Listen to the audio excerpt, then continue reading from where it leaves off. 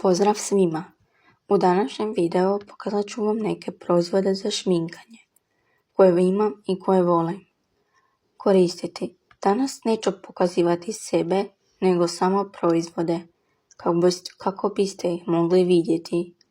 Nadam se da vam se video svidio. Ako želite još ovakvih videa, pretplatite se na moj YouTube kanal. Ostavite like i napišite u komentarima što biste voljeli gledati sljedeće. Volim šminkanje i zato sam odlučila snimiti ovakav video. Nadam se da će vam biti zanimljivo vidjeti što koristim u budućim videima. Potrudit ću se više pričati i pokazati vam još više svojih omiljenih proizvoda i drugih zanimljivih tema. Hvala vam na vašoj podršci, na svakom pregledu, lajku i pretplati. To mi mnogo znači i motivira da nastavljam dalje. Vidimo se i ugodno gledanje. To mi zaista puno znači i daje mi motivaciju za dalje. Svaki vaš komentar i svaka lijepa riječ me razvesele i potaknu da budem sve bolja.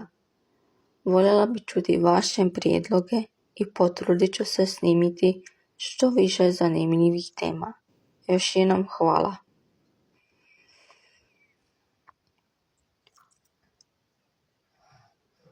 Još jednom hvala što ste odvojili vrijeme za ovo gledanje mog videa, što se dio mog puta YouTube-a, putovanja. Nadam se da ćete uživati u videu, a mi se vidimo u sljedećem. Čuvajte se i šaljem vam veliki pozdrav. Hvala vam što ste pogledali ovaj video do kraja.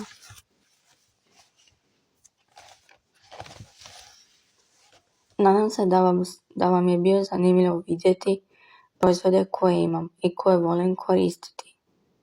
Ako želite da u sljedećem videu isprobam neku šminku, detaljnije pričam, slobodno mi napišite i u komentarima. Volim čitati vaše prijedloge.